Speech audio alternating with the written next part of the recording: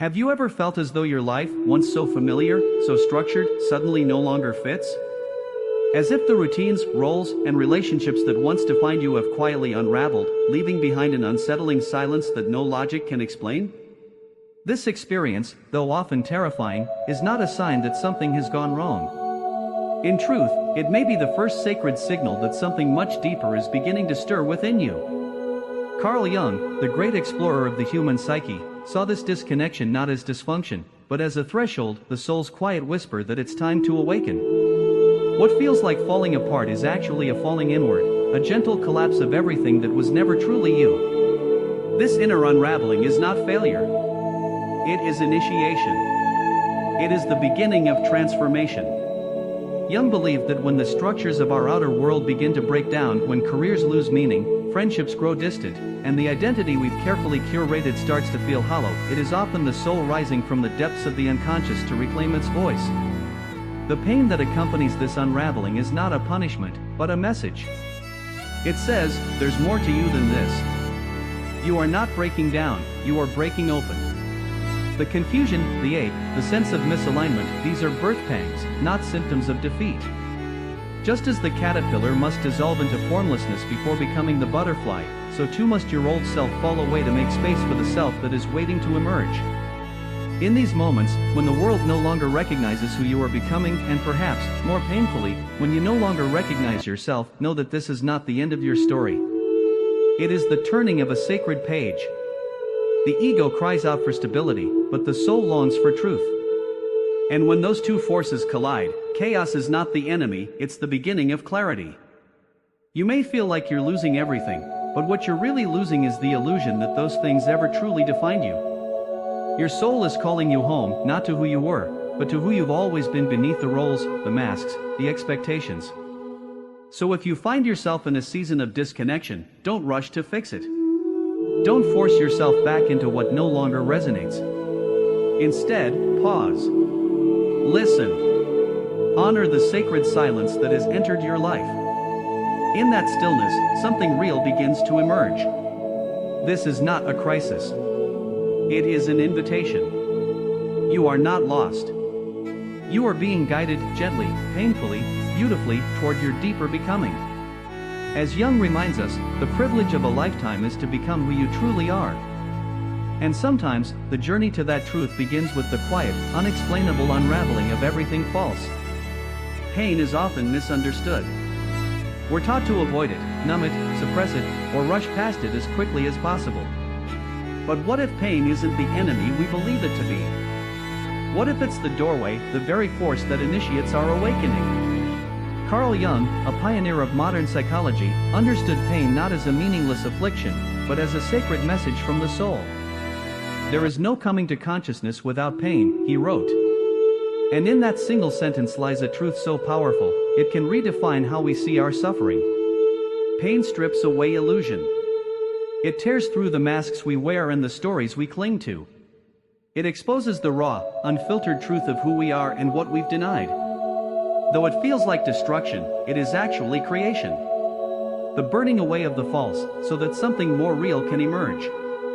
In the heart of deep pain, there is a rupture, a sacred crack through which light begins to seep in. It is in those moments when everything we thought we knew dissolves that we become vulnerable enough to encounter the unconscious. And it is there, in that encounter, that transformation begins. Jung called this process alchemical. Pain acts as a fire, not to destroy us, but to purify us. To awaken us from the trance of ordinary life and force us to confront the deeper layers of ourselves. We meet the shadow, the parts we've hidden, rejected, or feared, and in facing it, we unlock profound self-knowledge. What once seemed unbearable becomes our greatest teacher. Because in truth, pain doesn't come to break us. It comes to break us open. When you are in pain, you are closer to your soul than you realize. That ache in your chest, that confusion, that hollow ache, it is your inner self demanding to be heard. Not the self constructed by society or shaped by fear, but the self with a capital S, the unbreakable, eternal truth of who you are. Pain clears the space for that self to rise. And while the ego may panic, mourn, and resist, the soul is steady. It knows that the deeper the wound, the greater the invitation to awaken. Jung taught that true healing is not about returning to the old self, but about becoming someone entirely new, someone forged in fire, shaped by truth, and aligned with authenticity. So if you are hurting, don't rush to silence the pain. Sit with it. Listen to it. Let it speak its language of transformation. This is not the end. It is the sacred beginning of your becoming.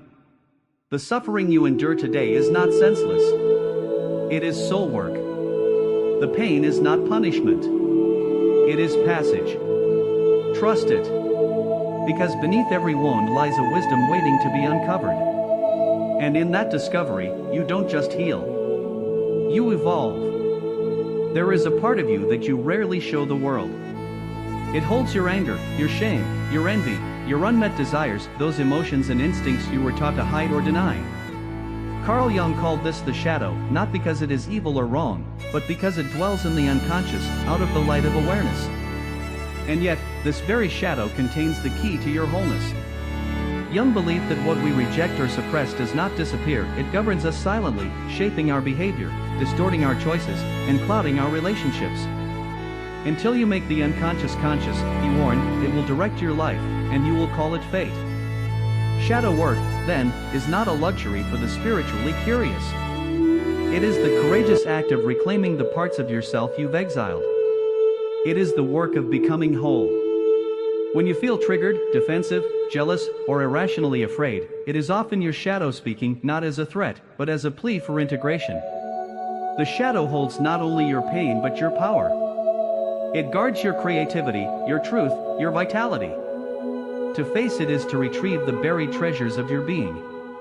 This process is not easy. It will ask you to sit with discomfort, to admit hard truths, to own feelings that challenge your self-image. But it is only in this radical honesty that transformation can take root. Jung did not see the shadow as a monster to be slain but as a lost brother, a hidden ally waiting to be acknowledged. He taught that integration, not elimination, is the goal. Because in those disowned parts lies not only your darkness, but your depth. Doing shadow work means facing the parts of yourself you were conditioned to deny. Maybe you were praised for being the peacekeeper, so your anger was buried. Or perhaps you learned to perform for love, so your sadness became shameful. Over time, these suppressed pieces become projections. You see in others what you refuse to see in yourself. The world becomes a mirror, reflecting the work you've yet to do within. But when you turn inward and face the shadow consciously, something powerful shifts. You begin to reclaim your voice. Your boundaries grow stronger. You stop abandoning yourself to please others. This is not selfishness, it is soul alignment. You are not here to be perfect. You are here to be whole. And wholeness includes contradiction, complexity, and imperfection. The shadow is not your enemy. It is the invitation to authenticity. When you embrace it, you stop performing and start living. You become real. You no longer fear your emotions because you understand their origin. You don't need to hide behind personas because you've made peace with who you are. Shadow work is the sacred labor of self-acceptance. And in that labor, you become free, not by escaping your darkness, but by illuminating it. That is the essence of healing. That is the path to wholeness. There comes a time on the path of self-discovery when solitude no longer feels like loneliness, it begins to feel like home. This shift doesn't happen all at once. At first, it feels like abandonment. Friends fade. Conversations grow shallow. The life you once clung to begins to dissolve, and you're left standing in the stillness, uncertain, grieving a version of yourself that no longer fits. But beneath that ache lies something sacred.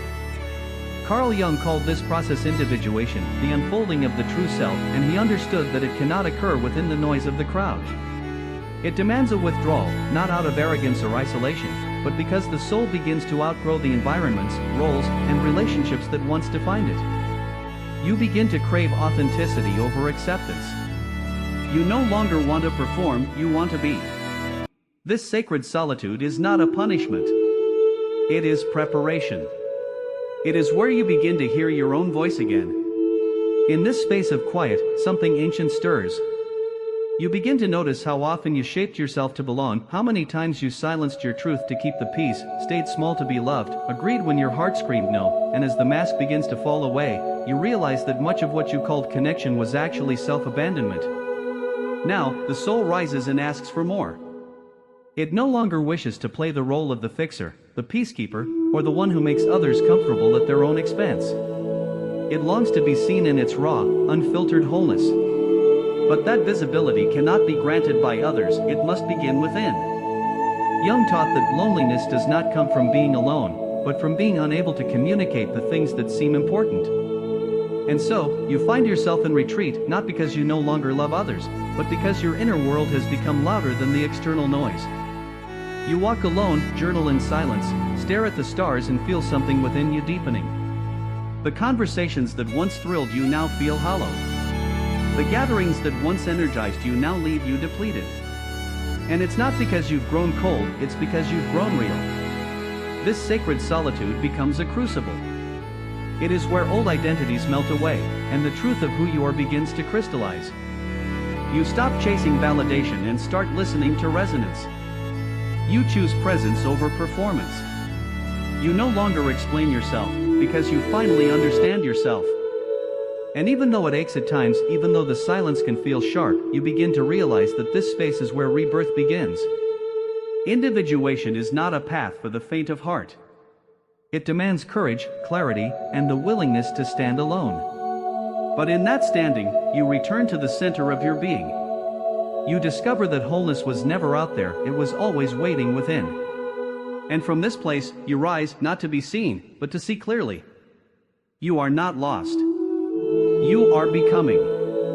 Loss often feels like the end of something precious, something once tightly woven into your identity. A relationship dissolves, a role fades, a lifelong dream slips through your fingers, and with it, a version of you disappears. Yet as painful as it is, Carl Jung teaches us that loss is not the opposite of growth, it is part of it. It is not a failure, but a sacred function of the soul's unfolding. In fact, true awakening often begins when the scaffolding of your old life starts to fall apart. The pain you feel is not senseless, it is the soul's way of clearing space. You're not just losing people or plans, you're losing the masks you wore to keep them, the beliefs that confine you, and the patterns that no longer serve your becoming. In this way, loss is not a collapse, but a sacred reorganization. You may grieve who you once were, the person who lived for others, who conformed to survive, who stayed small to be accepted. That version of you wasn't false, it was necessary for a time. It kept you safe. But now, your soul is rising, and with it comes the uncomfortable truth: you cannot become who you are meant to be while clinging to who you were. Jung wrote, "One does not become enlightened by imagining figures of light, but by making the darkness conscious." This means facing not only your shadows, but also the painful truth that some parts of your life were never aligned with your essence. And when alignment begins, dissonance must fall away. This falling is the heartbreak of the soul's ascent. It is normal to feel disoriented during this transition. You may ask, why is everything leaving me? But the deeper question might be, what is finally being allowed to leave? Because what's departing is not random. It is the soul's intelligence in motion, removing what cannot come with you into the next chapter. As old structures dissolve, clarity emerges. You begin to see how much of your identity was tied to external validation, to roles you performed rather than truths you lived. You stop needing to be understood by others and start understanding yourself. This clarity is not cold, it's liberating. You don't have to fight for your place anymore. You realize you are your place. Jung taught that individuation, the path to wholeness, often requires a symbolic death. The death of illusion. The death of personas. The death of the life you thought you had to live. But with each ending comes a beginning. From the ashes of what once was, the deeper self begins to emerge. Yes, the grief is real. But so is the rebirth. You are not unraveling, you are being remade. This is not the end. This is the threshold. And what feels like being lost is often the first sign that you're finally on your way home to yourself. Have you ever noticed a series of strange coincidences that feel too precise to ignore? Repeating numbers, a book that falls off a shelf with the exact message you needed, a conversation with a stranger that echoes your deepest questions, these moments are not accidents. Carl Jung called them synchronicities, meaningful coincidences that bridge the visible world with the invisible one. When your inner life begins to shift, the outer world often responds with subtle winks from the unconscious. Synchronicity is how the soul speaks when the ego is quiet enough to listen. It bypasses logic and speaks the language of symbols, emotion, and resonance. In Jung's view, synchronicity is not random, it is the psyche aligning with the cosmos. These events are not instructions or predictions. They are confirmations, signposts that you are walking in alignment with your deeper truth. These experiences often arise during times of rupture, crisis, or transition when the old self is dissolving and the new self is just beginning to emerge. As your ego's grip loosens, the unconscious begins to stir, reaching up through dreams, symbols, and chance encounters. You may start seeing the same number sequence every day, 111, 444, 1212, or encounter animals, symbols, or phrases that feel charged with meaning. You might dismiss it at first, afraid to sound superstitious. But when you pause and reflect, you realize these synchronicities carry a message, not from outside, but from deep within. Jung believed that psyche and matter are not separate forces, but part of one unified reality, the unus mundus. Synchronicity is the seam where these two worlds meet. It is where the soul begins to weave your inner transformation into the fabric of your waking life.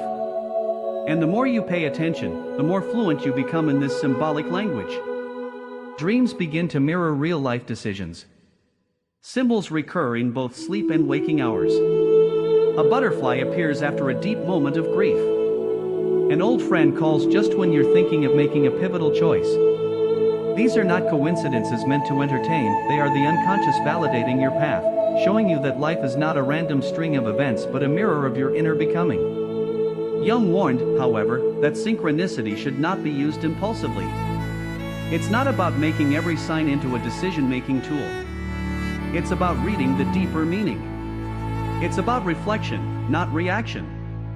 When you begin to walk this path consciously, life transforms. The mundane becomes magical. Ordinary moments shimmer with sacredness. You stop asking, "Why is this happening to me?" and begin asking, "What is this trying to reveal?" In that shift, the world becomes not just a place you move through, but a living dialogue, one in which your soul and the cosmos are in constant conversation. Synchronicities are not rare miracles. They are ever-present whispers of a deeper intelligence, available to all who choose to listen. And when you listen, you don't just find answers, you find connection. There comes a moment when the pleasures that once satisfied begin to feel strangely hollow. You scroll, you consume, you achieve, and yet, something deep inside you whispers, "This isn't it." That whisper is not confusion. It is not boredom. It is the quiet cry of the soul awakening. Carl Jung understood this ache not as a flaw, but as a signal. When the outer structures of success, entertainment, and validation lose their power to soothe, it means the soul is stirring, calling you back to something more real.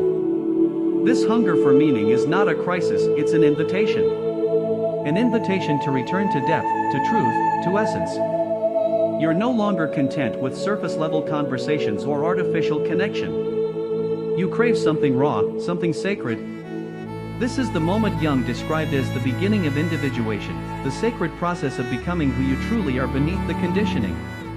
In the beginning, this inner hunger is unsettling. You may look around and wonder why the life that once excited you now feels numb. You may question your goals, your relationships, even your identity. But this unraveling is not regression, it's refinement. You are not falling apart, you are falling into alignment. What's breaking down is not your life, it's the illusion that meaning could ever be found outside of yourself. Jung taught that the soul doesn't seek comfort, it seeks wholeness. And wholeness requires us to confront the ways we've abandoned our authenticity for acceptance. The need to look successful, to be productive, to keep the peace, these are patterns built for survival, not fulfillment. Now, your soul is asking for something different. Not applause, but presence. Not more, but meaning. As this hunger deepens, you begin to turn inward. You light a candle instead of a screen. You walk alone. You write. You ask deeper questions. Who am I beneath my roles? What truth have I been too afraid to live? These are not signs of a breakdown. They are signs of breakthrough. The soul doesn't shout. It stirs.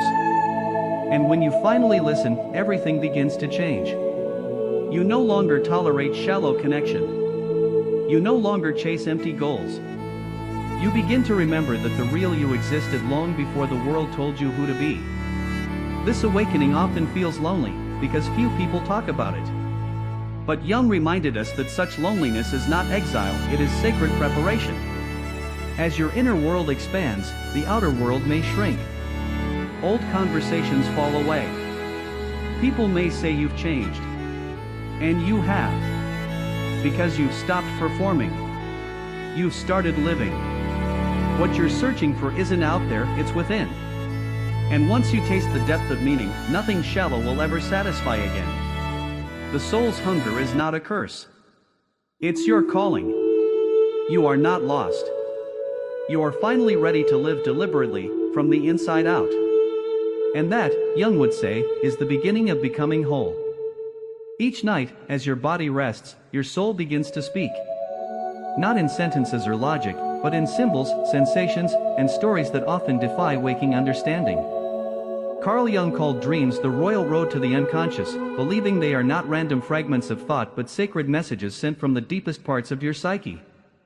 When you begin to awaken, when your conscious identity starts to dissolve and your inner world starts to reorganize, your dreams grow louder, stranger, more vivid. They carry weight, stir emotion, and leave you waking with the sense that something important is trying to break through. You may dream of being chased, standing at a bridge, encountering a child or an animal, or facing death. These are not meaningless scenes. They are metaphors, symbols through which your unconscious is attempting to guide your transformation. The ego may try to dismiss these dreams as nonsense. But Jung taught that the unconscious speaks in a language older than words, a symbolic language of archetypes and imagery.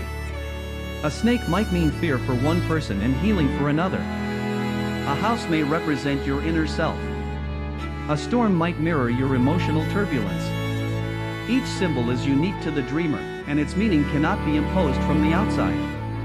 That's why dream interpretation, in the Jungian tradition, is not about decoding a dictionary of meanings but about exploring personal resonance. What matters most is not what the dream looked like, but how it made you feel. That feeling is the soul knocking on your door, asking to be heard.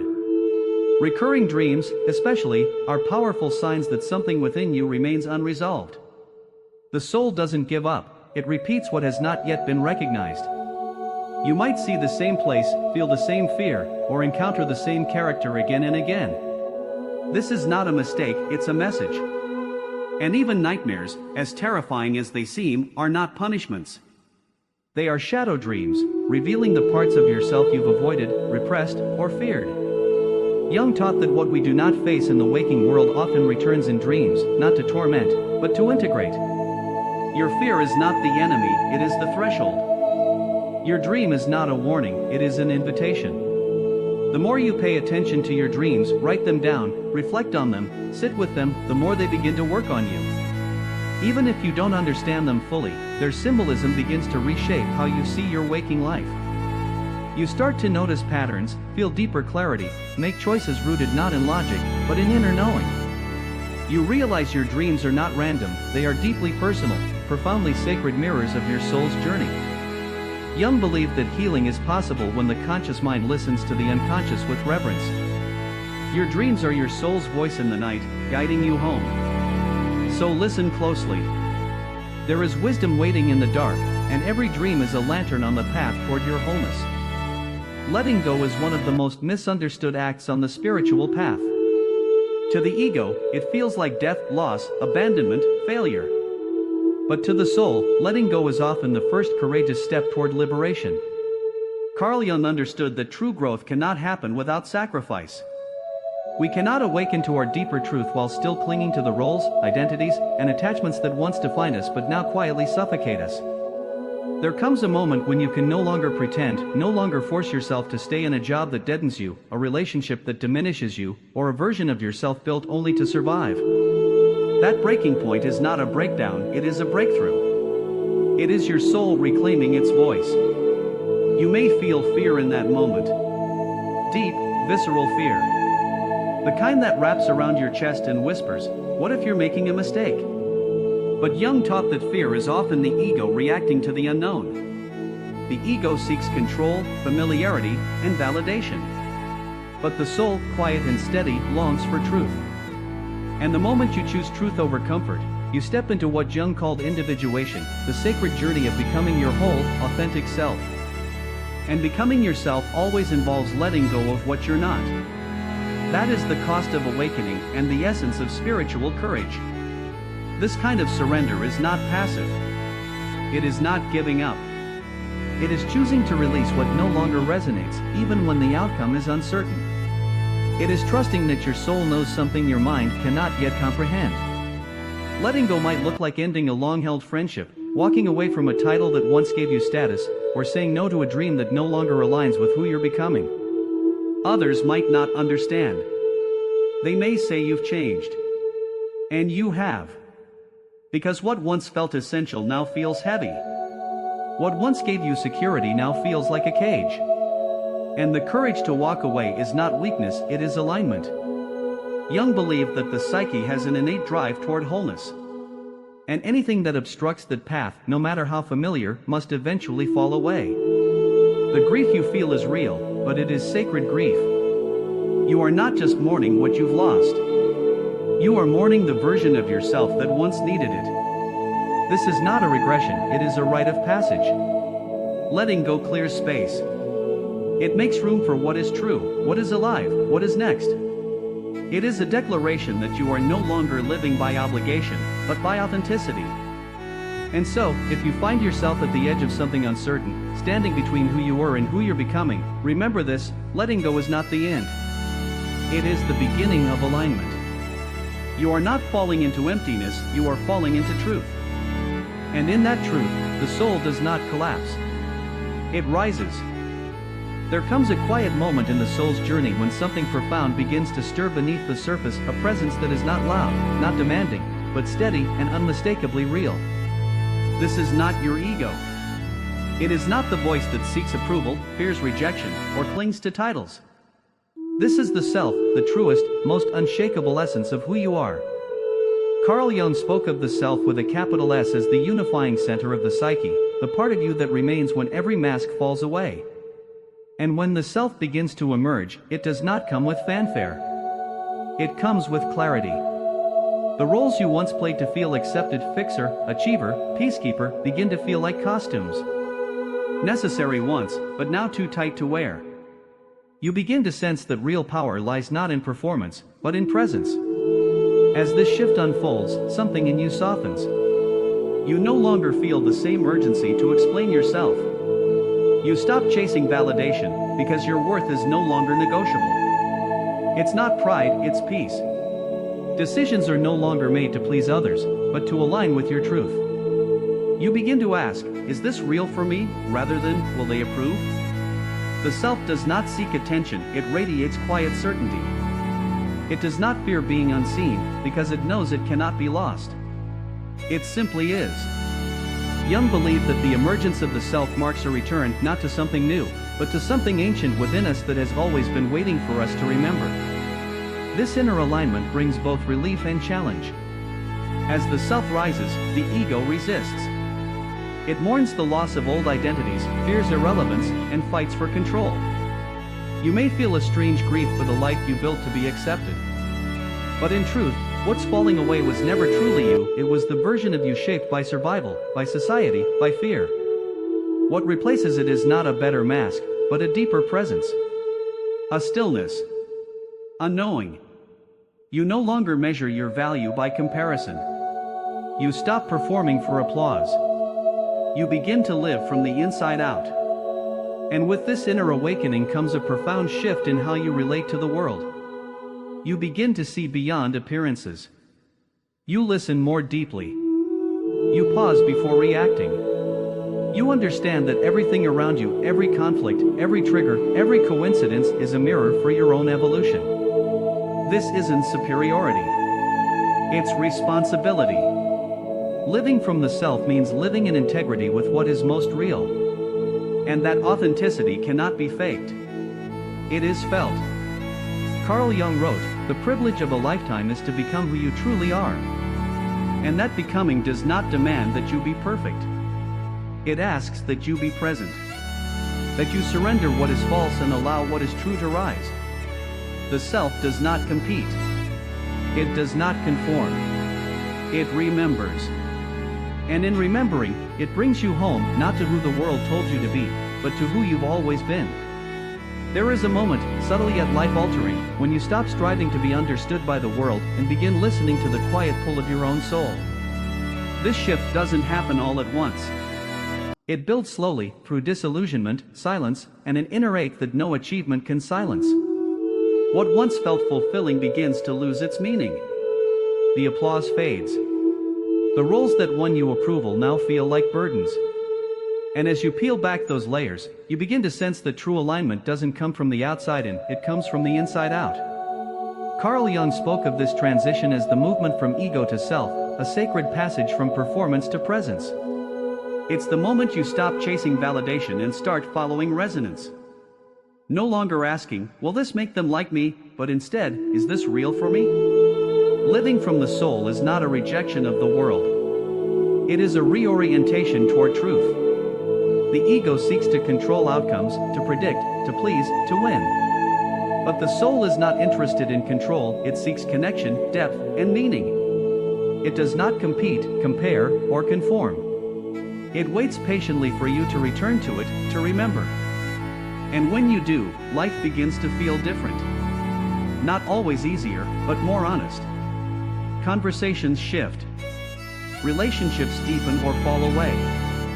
What once entertained you now exhausts you. And what once felt like ambition now feels like noise. This isn't apathy, it's clarity. You no longer want a life that looks good. You want a life that feels true. Carl Jung taught that the soul speaks in symbols, synchronicities, emotions, and dreams. To live from the soul is to pay attention to these signs, to see life not as random, but as rich with meaning. You begin to notice the patterns, how certain experiences repeat until you learn from them, how certain people enter your life as mirrors. You stop reacting out of fear and begin responding with awareness. You stop forcing and start flowing. This isn't passive surrender, it's deep inner alignment. And in that alignment, you no longer betray yourself to belong. You no longer shrink to be accepted. You begin to trust your own rhythm, even when it doesn't match the world's pace. This kind of living doesn't mean you abandon responsibility or ambition. It means you root your actions in something deeper than ego. You begin to move with intention, to speak with honesty, to rest without guilt. Your life becomes a reflection of your inner world, measured not by productivity, but by presence. You begin to embody the truth that you are not here to perform, but to live. Not to chase the light, but to become it. And perhaps the greatest gift of this soul-aligned life is the peace it brings, not because everything is perfect, but because everything is finally real. You're no longer at war with yourself.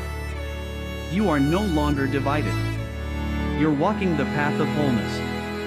And that path, as Jung would remind us, is not found in the crowd, it begins in the quiet center of your own being. There comes a season on the soul's path when silence becomes your closest companion, and familiar faces begin to fade, not out of conflict, but out of misalignment. The rooms that once held laughter now echo with emptiness, and you find yourself surrounded by people, yet profoundly alone. This loneliness, though painful, is not a punishment.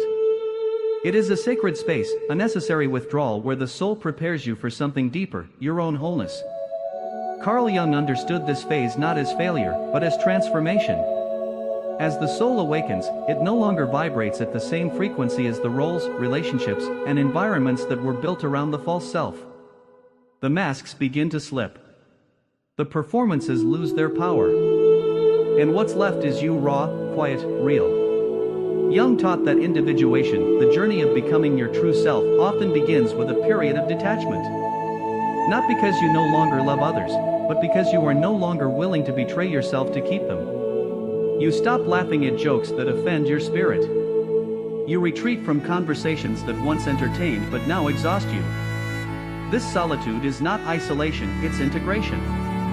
You are gathering back the pieces of yourself scattered through years of people-pleasing and performance.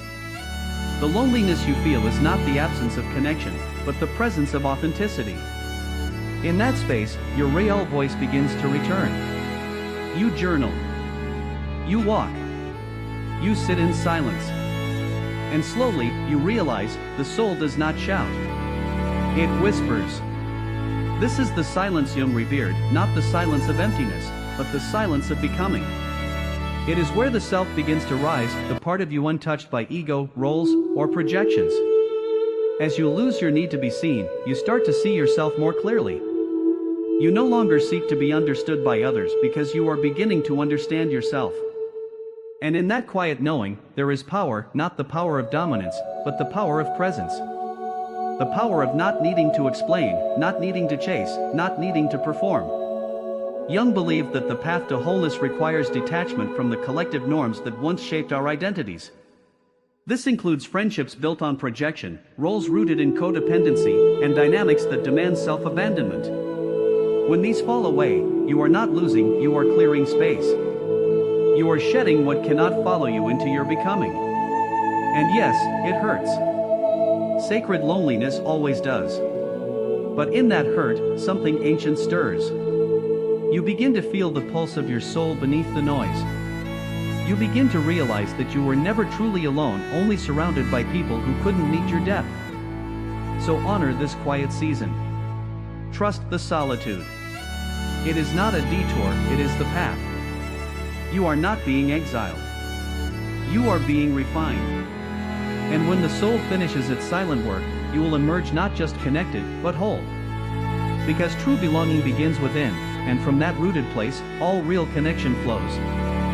One of the most profound messages from this content is that what feels like falling apart is often the soul's way of breaking open.